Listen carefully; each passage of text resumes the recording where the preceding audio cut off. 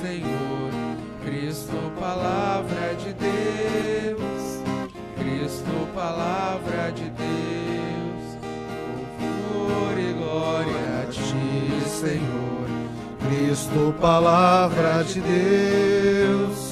Cristo, palavra de Deus. O Senhor esteja convosco. Ele está no meio de nós. Proclamação do Evangelho de Jesus Cristo, segundo João. Glória a vós, Senhor. Naquele tempo, disse Jesus aos judeus: em verdade vos digo, se alguém guarda minha palavra, jamais verá a morte. Disseram então os judeus: agora sabemos que tem um demônio. Abraão morreu, e os profetas também. E tu dizes: se alguém guarda minha palavra, jamais verá a morte? Acaso és maior do que nosso pai Abraão, que morreu como também os profetas? Quem pretendes tu ser? Jesus respondeu: se me glorifico a mim mesmo, minha glória não vale nada. Quem me glorifica é o meu Pai, aquele que vós dizeis ser o vosso Deus. No entanto, não o conheceis, mas eu o conheço. E se dissesse que não o conheço, seria uma mentira, como vós, mas eu conheço e guardo a sua palavra. Vosso pai Abraão exultou por ver o meu dia. Ele o viu e alegrou-se. Os judeus disseram então: nem sequer 50 anos tens, e viste Abraão? Jesus respondeu: em verdade vos digo, antes que Abraão existisse, eu sou. Então eles pegaram em pedras para apedrejar Jesus, mas ele escondeu-se e saiu do templo. Palavra da salvação. Glória a vós, Senhor. Meus queridos irmãos e minhas queridas irmãs, a palavra de Deus para nós hoje, ela dá continuidade àquilo que nós ouvíamos no dia de ontem, de modo especial no Evangelho. O Evangelho de ontem, para quem participava da celebração da Santa Missa, para quem lia o Evangelho e o escutava, falava para nós de Jesus que entra num diálogo com os discípulos e com os judeus. Eles começam a falar com aqueles judeus que tinham abraçado a fé após a ressurreição de Lázaro. E ali ele começa a falar para eles que Deus é o seu Pai. E eles começam a duvidar de Jesus. Jesus, ele retoma esse discurso falando sobre a paternidade espiritual. Primeiro ponto, quando nós ouvimos o Evangelho de hoje, Jesus não está falando sobre os filhos da carne. Jesus fala sobre a filiação espiritual, porque o filho é aquele que se torna herdeiro. Quando um pai, ele começa a sua caminhada, quando ele se casa com a sua esposa, aí eles pensam somente um no outro, né? Casalzinho novo, está casado, só vivem um para o outro. Quando vem os filhos, o casal começa a viver para os filhos. Tudo que ele pensa é para o filho, para a filha. Porque eu vou construir isso para deixar para o meu filho, eu vou fazer aquilo outro para deixar para o meu filho, porque ele quer deixar algo para o seu filho, para que o filho ou a filha esteja bem. Isso se chama, para que assim possa existir uma herança. Deus nos faz seus filhos, porque Ele quer que nós herdamos o maior de todos os tesouros. E o tesouro que Deus tem para nós é o paraíso. Deus prepara para os seus filhos o céu. Toda a situação humana, todo o contexto humano que nós conseguimos, tudo isso é passageiro. Somente o céu nos garante a verdadeira vida. E os judeus ainda não entendiam isso, tanto que Jesus inicia o discurso dizendo que aquele que guarda a sua palavra não morrerá.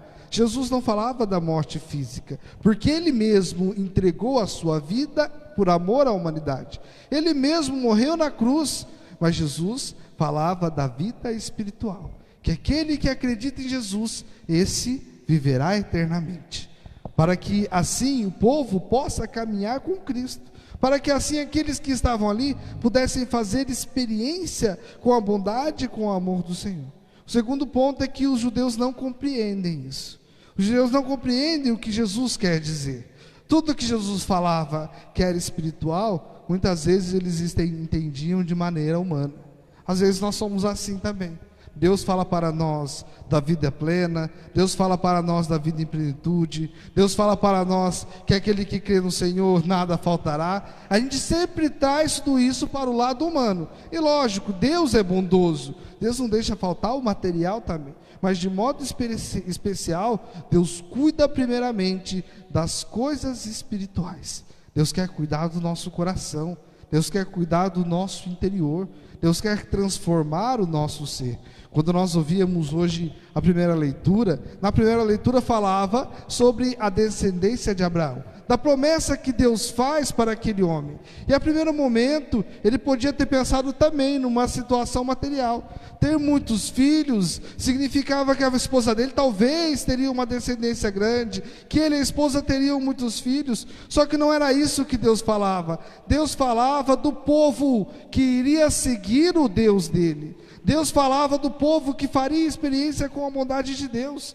Não é uma promessa de algo material, é uma promessa de algo espiritual, de uma experiência com a bondade do Senhor. E como é importante que nós tenhamos força para deixar Deus transformar o nosso coração. A dificuldade nossa é que muitas vezes nós até acreditamos em Deus. Muitas vezes nós até tentamos, escutamos a palavra. Muitas vezes nós até acompanhamos a vida da igreja, porém, nós vivemos como pessoas que estão distantes de Deus, nos nossos julgamentos, nas coisas que nós falamos, na maneira que nós agimos, e nos esquecemos que guardar a palavra, como ensinava o Evangelho no dia de hoje, como ensinava a primeira leitura no dia de hoje, não significa somente conhecê-la de cor e salteado, não significa somente conhecer cada versículo e citá-lo, às vezes decorado de maneira distante, mas significa viver de acordo com aquela palavra. Saber guardar a palavra significa tê-la como norte da nossa vida, como direcionamento da nossa história. É semelhante àquela história, conta que certa vez havia um rapaz, que ele morreu e foi parar no purgatório. E todos os dias ele se ajoelhava e pedia para Deus: me liberta desse sofrimento. Senhor, me liberta desse sofrimento. Senhor, me liberta desse sofrimento. Todos os dias ele repetia o mesmo gesto. Um dia apareceu um anjo para ele e disse que Deus havia ouvido as suas preces e que ele iria libertá-lo. O anjo subiu novamente para o céu e jogou uma corda para aquele homem. E aquele homem começou a subir a corda, acreditando que já estava salvo. De repente ele percebeu que muitas pessoas, aproveitando da situação, iam subindo atrás dele. O que ele fez? Sem pensar duas vezes, achando que era o único merecedor, ele começou a derrubar as pessoas da corda. Começou a derrubar o primeiro, o segundo, porque só para ele havia sido jogada a corda. De repente a corda desapareceu e ele caiu novamente. E quando ele estava lá embaixo, sem saber o que fazer, o anjo apareceu novamente para ele e disse: olha, de fato, a tua fé naquilo que você quer é verdadeira, mas você ainda não entendeu o que é ser de Deus. Você ainda não entendeu o que é ser purificado e o que é ser salvo. Na nossa vida, às vezes, é a mesma coisa.